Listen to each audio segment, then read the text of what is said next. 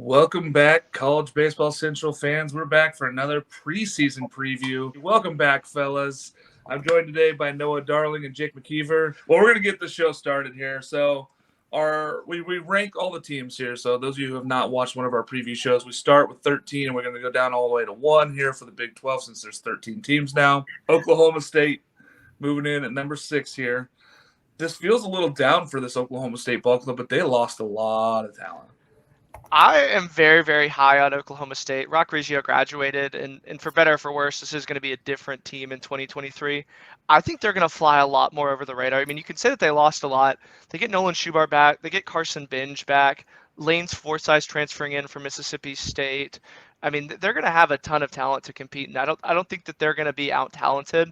And again, they bring a major league approach with their staff. I mean, just the analytics that they bring, I think it kind of sets them apart.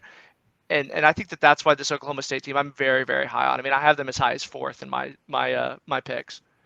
My concern with Oklahoma State is leadership. Who's going to be the step-up leader? You know, they had Rock Riggio for so long. He was the guy that did it on the field, and he's the guy that was the emotional leader in that ball club. I don't know who's going to step up for this team, and that's where I really want to see who's moving up into that leadership role here for Oklahoma State before I move them out of my number 6 spot. Noah, what do you think about this Oklahoma State ball club at 6?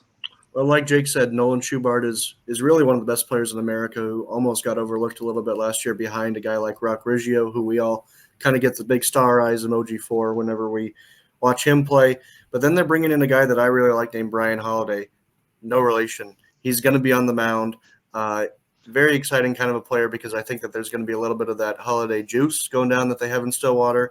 And then you see a leader come in by the name of Lane Forsythe. You might remember him from Mississippi State.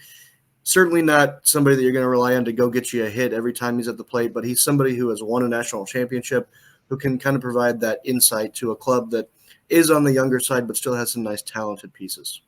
Yeah, I get where you're coming from. I'm hoping, that Forsythe can be that guy for them because I feel like they need somebody to glue that team together because they have enough pieces to be an elite ball club, but I just don't know if they're going to be able to do that from as far as a mental standpoint and be able to hold themselves together. Maybe Forsythe is the answer. Maybe I'm overlooking him saying that that's beyond it. So, Mark, I just wanted to raise my hand, and I don't know how we can move on from Oklahoma State without mentioning Carson Benj. This is going to be a top 2 pick top 2 round pick in the draft.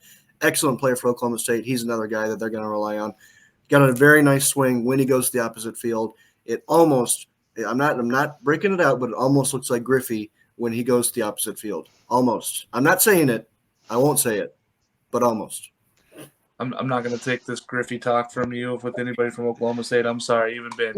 I'm staying away from this. There's no Griffey. Griffey is Griffey. There's no you're a Yankee fan, so Griffey doesn't want to hear from you. That's fair. That's absolutely fair. But I grew up here in the Pacific Northwest, and I got to go watch him play all the time, so I was very fortunate.